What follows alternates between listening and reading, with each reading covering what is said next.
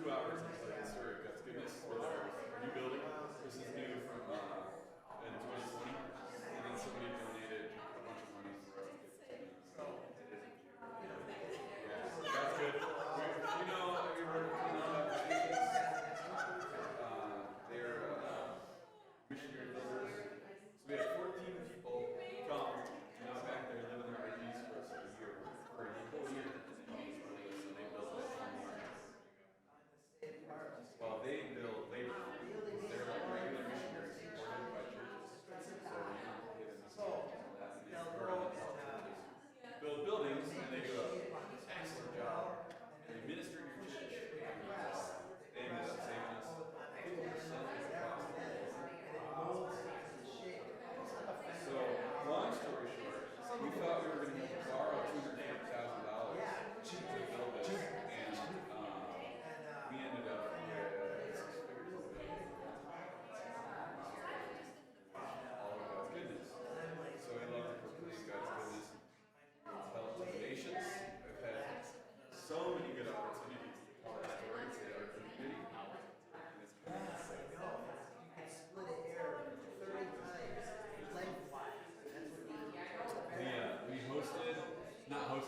We were a rest stop for a bike trip.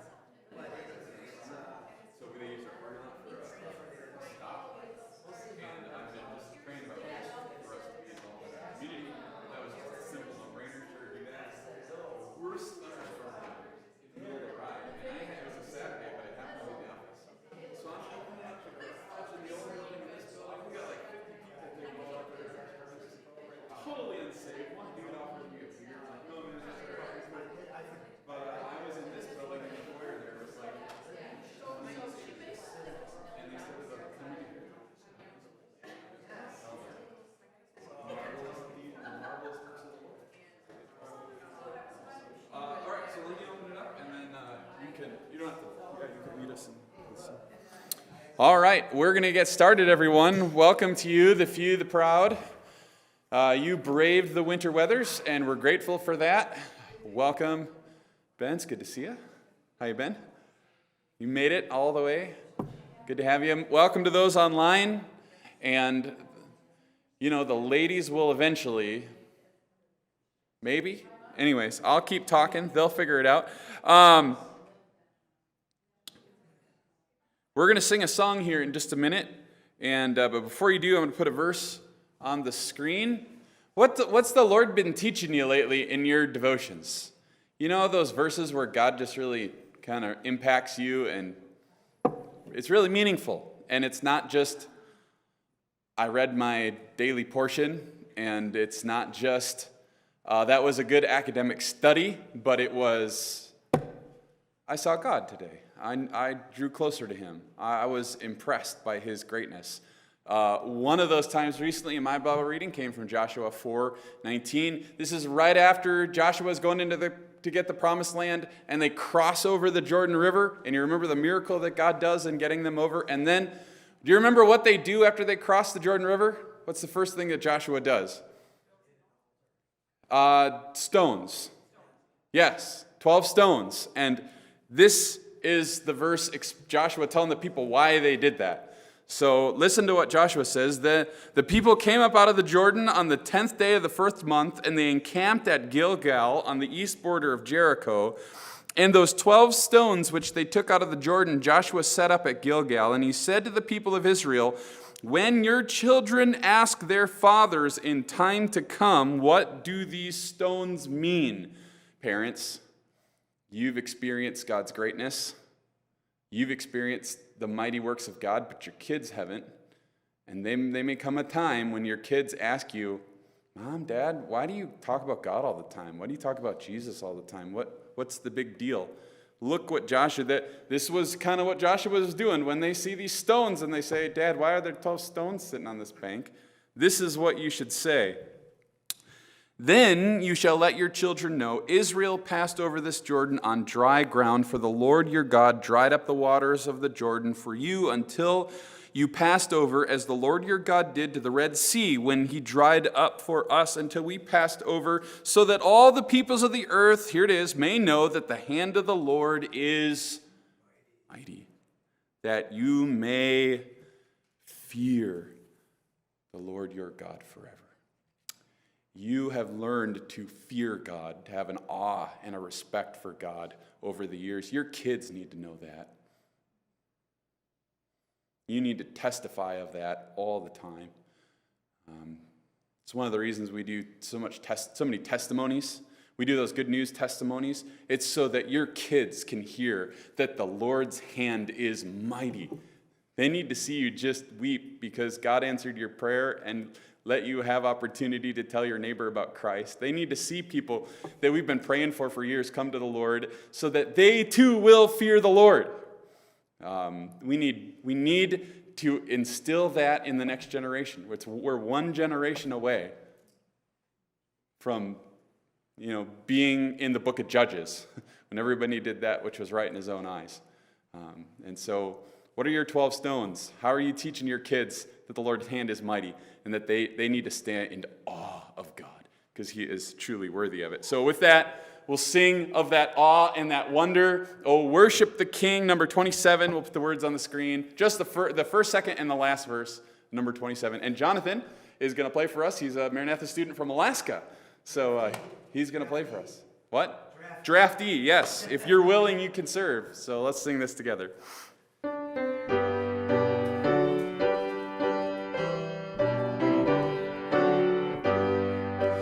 Oh, worship the King, oh, glorious above. Oh, gratefully sing his power and his love. Our shield and defender, the Ancient of Days, pavilioned in splendor and girded with praise.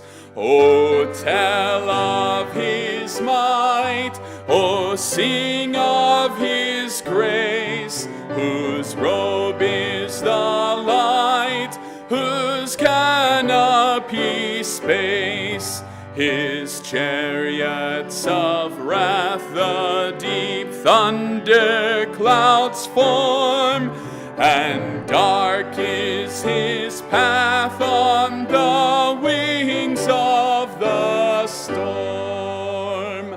Frail children of dust and feeble as frail, in thee do we trust, nor find thee to fail. Thy mercies, how tender, how firm to the end, our Maker, Defender, Redeemer, and Friend. Excellent singing. Thanks for that. Thank you for praying for me and my family while we were in Florida. I had a wonderful time. I'll tell you all about it later, but I don't want to take any more of Pastor Stephen's time. So come on up, sir. I kind of think we should have been praying for Tom and Andrea more than... Yeah. Okay, we're in Genesis chapter 4.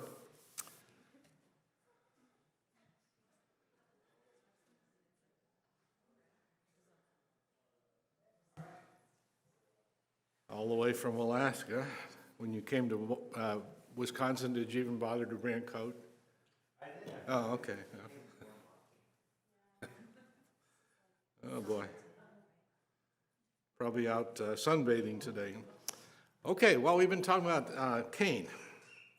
And really, actually, we kind of ended the story about Cain last time, but I'd like to just do a little bit of review just to kind of get us up to speed to where we're going from there.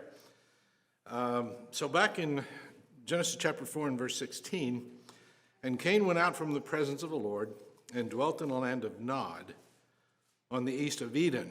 And Cain knew his wife, and she conceived and bare Enoch. And he builded a city and called the name of the city after the name of his son Enoch. And then that's, we see Cain's name elsewhere in the Bible, but that's the last we hear of his whereabouts or anything else.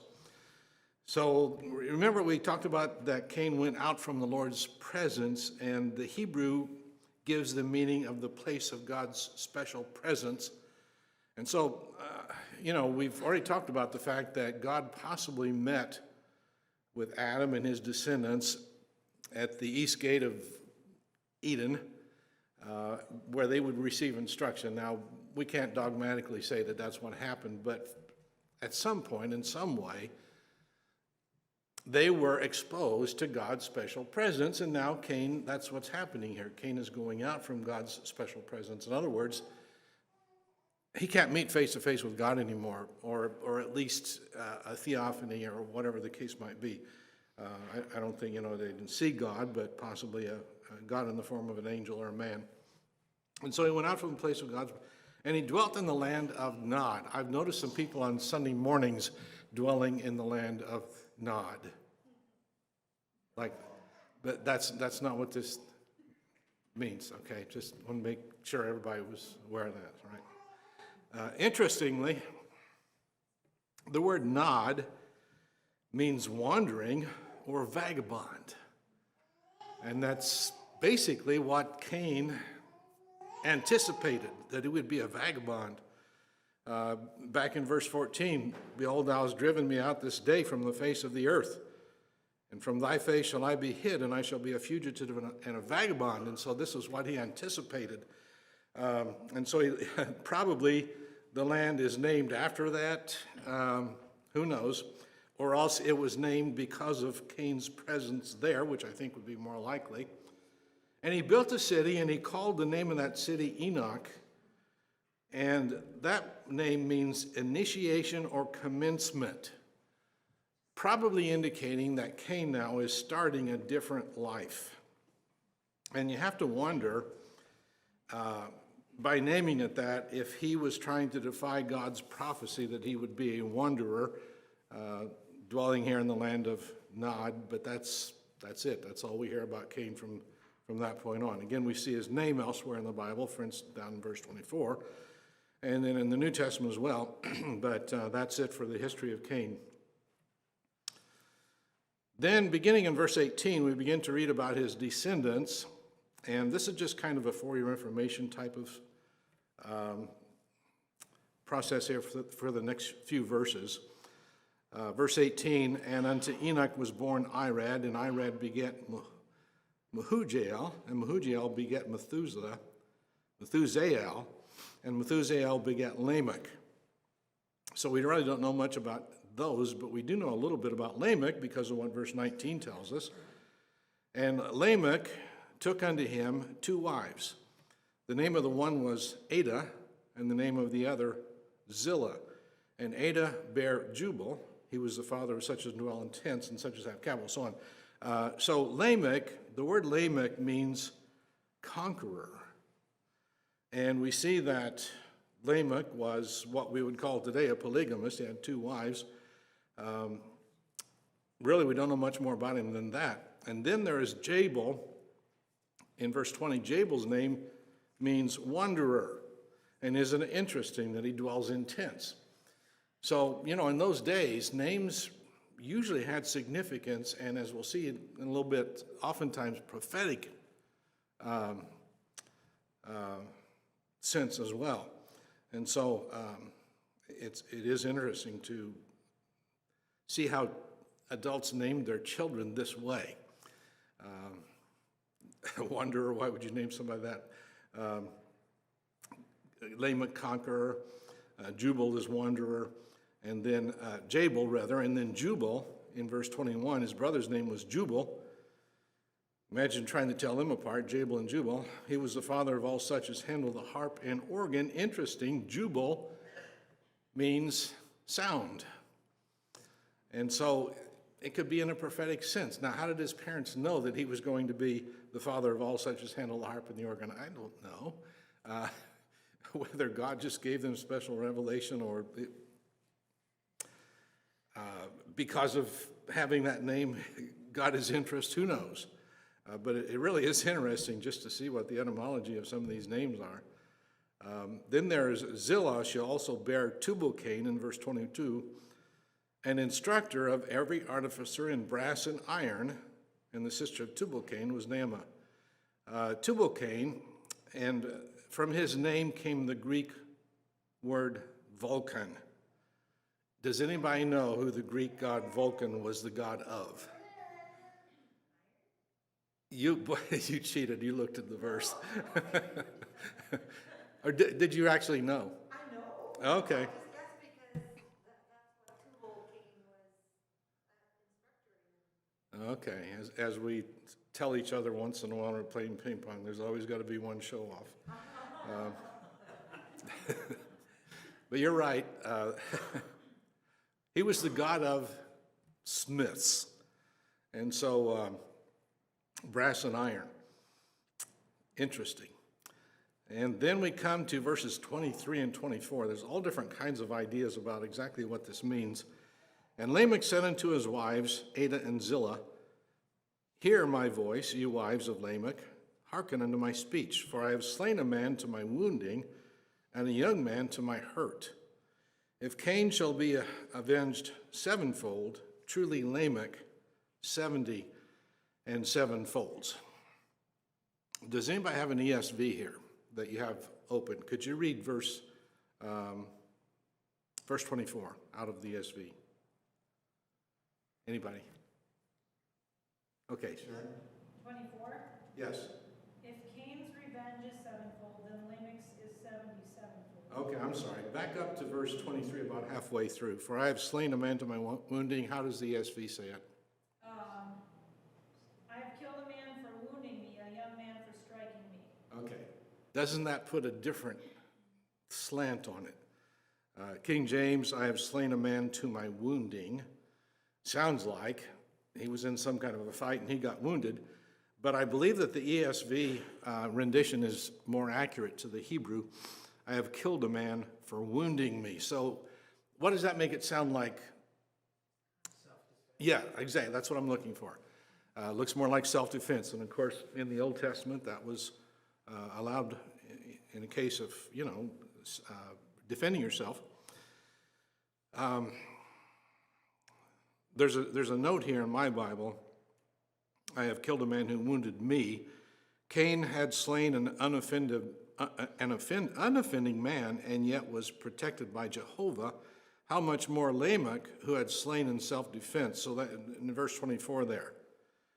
What does that mean? If Cain shall be avenged sevenfold, truly Lamech 70 and 7. So the thought there is that if Cain was protected by Jehovah, how much more Lamech? Because Cain just outright murdered his brother. Whereas apparently these verses are saying that Lamech killed a man in self-defense. And so I believe that's probably what this is talking about. Now, I put a couple of charts up on the Proclaim, on the board there. Just kind of interesting. The different names. Seth means appointed one, and we'll get to that a little bit later. Enos, moral frailty. Cain and Smith, we already talked about these. Mahaliel means God be praised. Jared means descent. Enoch, dedication. Methuselah, when he dies, judgment. Does anybody know the significance of that? Yes. Okay.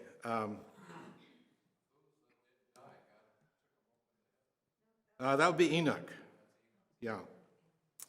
So Methuselah, when he dies, judgment, and the year that Methuselah died.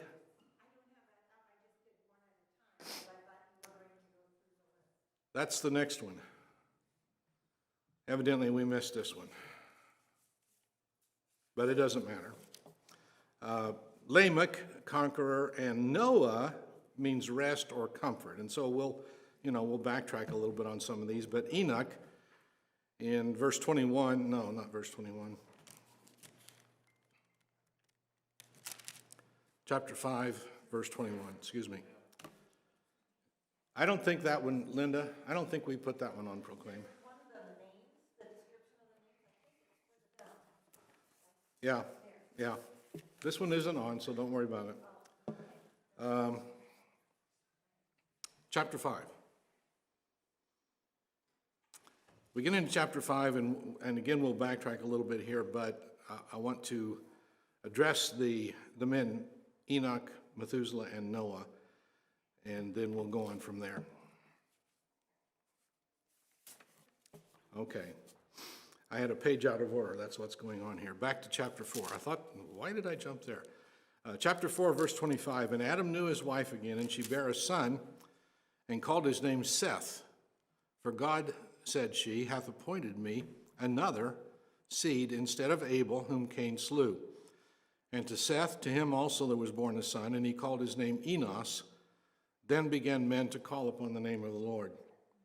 So Seth means appointed or substituted. Cain is gone. He's out of the picture now. Obviously, Abel is gone. And so here I believe Eve is looking at Seth as a fresh start, appointed or substituted. He is named by Eve, and I believe the name that she gives to Seth demonstrates her faith that God would keep his promise through Seth. And so Seth was a godly seed. And then Enos,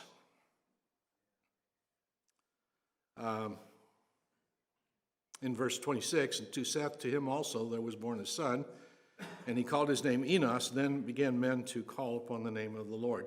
Interesting. The name Enos means sick, weak, sorrowful, miserable, or frail. Whether this is prophetic of his physical condition or his spiritual condition, we really don't know.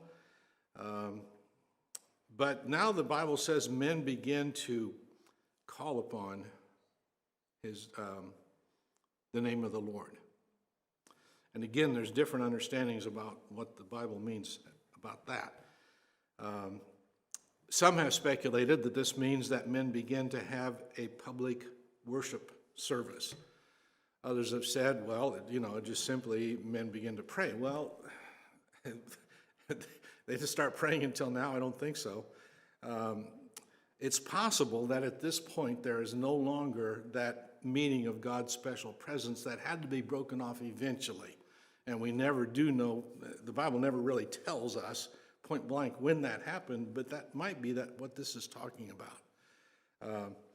Men begin to meet together for public worship. That could be an understanding of what the Hebrew says in that point. And so if God's immediate presence was no longer available, they met like we are tonight.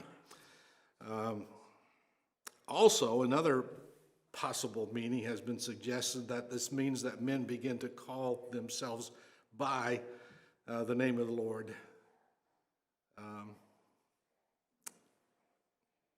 That doesn't seem to me to be really what this is talking about. I think it's more the former. Men began to have public worship. Men began to meet together to pray. They can't experience God's special presence anymore, okay? Then as we get into chapter 5, we start reading about the family of Seth. And in verses 1 through 5, we'll just read basically. This is the book of generations of Adam. In the day that God created man in the likeness of God made he him. Male and female created he them, and blessed them, and called their name Adam in the day when they were created. And Adam lived 130 years, and begat a son in his own likeness after his image, and called his name Seth. And the days of Adam after he had begotten Seth were 800 years, and he begat sons and daughters. And all the days that Adam lived were 930 years, and he died. So that's it. All we know about the rest of Adam's life. Now that's the next chart, because I accidentally had a page in the wrong place here. You did have the right one up before. And this is, again, just kind of a for your information type of thing, but I thought it was really interesting to look at the comparison here. So Adam is the first, could we call, patriarch. And the year of his birth, we're just calling 1. This chart is calling 1. I didn't make this chart up. I copied it somewhere. I don't remember where. But it probably was about 4004 BC, if you're going to, but we're looking at year 1 as far as the history of Adam begin. Okay, see where we're at with that? And that'll be year 1. And he was 130 years old when the next patriarch was born, and the year of his death was 930. Now, it's not BC, but just 930 years later. So his age, obviously, when he died was 930.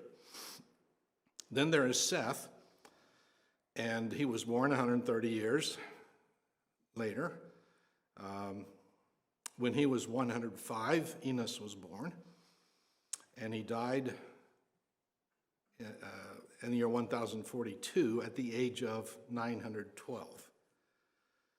Then we have Enos, and I'm not going to go through all of these. You can, just kind of scan through it yourself, but the ages, just notice the ages especially.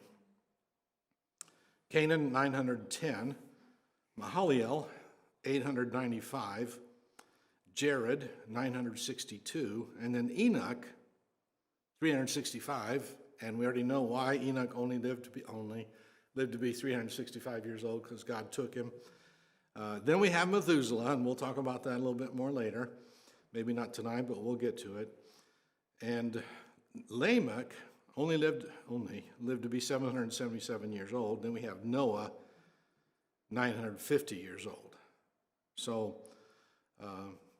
1,656 years between creation and the flood, if we understand the timeline accurately. So that's just kind of for your information. Then the next one was the one that I went through prematurely about the names, the meaning of the different names. In verse 21, and Enoch lived 65 years and begat Methuselah. And Enoch walked with God after he begat Methuselah 300 years and begat sons and daughters. And all the days of Enoch were 365 years. So Enoch walked with God. What do you think that means, Enoch walked with God?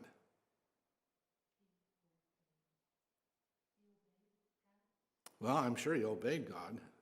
That would be a result of walking with God. Yeah, I think that's exactly what it meant. Now, we don't have God's special presence anymore, evidently, at this point in time. That does not mean that people did not still have a relationship with God, because they obviously did. And it's not until quite a bit later that we come into the priesthood, where men have to go to God through a priest. But now it's still that one-on-one relationship exemplified by Enoch. Jude 14 and 15 speak of Enoch. And Enoch also, the seventh from Adam, prophesied of these. Interesting, saying, Behold, the Lord cometh with 10,000s of his saints, to execute judgment upon all, and to convince all that are ungodly among them of all their ungodly deeds, which they have ungodly committed, and of their hard speeches, which ungodly sinners have spoken against him. Now, we really can't say for sure what event this is talking about. Some have speculated it's the Lord's second coming, but there are some similarities, and some even speculate that the 10,000 of saints are not actually people, but are angels.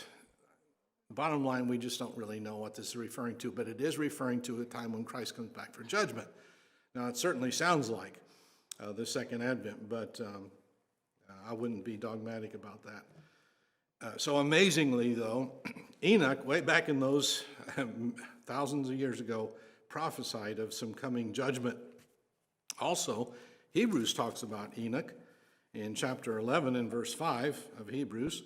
By faith Enoch was translated that he should not see death, and was not found because God had translated him. For before his translation, he had this testimony that he pleased God. Wouldn't you like to have that as your epitaph? He pleased God. So he's taken physically into heaven. Again, speculation, some have said that maybe he would be one of the two witnesses in Revelation. Why in the world even speculate on that? The Bible doesn't tell us who they are, and so we don't need to know, right? Okay, just a couple more here. Methuselah. It is possible that, now Enoch is called a prophet. Did you catch that in Jude? He prophesied, he was a prophet. It's possible that Enoch received special revelation from God of the coming flood and named Methuselah that way. I don't know any other way he would have known that unless it's just total coincidence that his name means judgment and the flood came the year he died.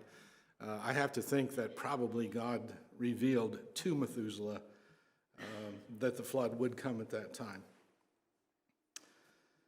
And he, of course, has the longest recorded life. He died the year the flood came, and that would have been about 2,349 BC when the flood came. And then finally Noah, and we close with this. Noah, his name means comfort. And in chapter 5 and verse 29, Lamech begat a son, called his name Noah, saying, "This same shall comfort us concerning our work and toil of our hands, because of the ground which the Lord hath cursed." You have to wonder, why is that last phrase added? If you want to know what I think, you'll have to come back next week.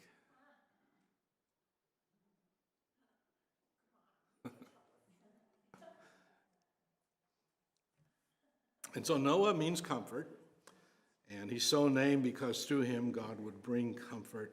And okay, the flood may have restored productivity to the ground. And so maybe that's what that last part of that verse is talking about. The same shall comfort us concerning our work and toil of our hands, because of the ground which the Lord hath cursed. Interesting thought. Okay, any comments, questions before we close? Linda? Well, on the table, it has the meaning of Noah being rest. Rest or comfort, yeah. Okay. Anything else?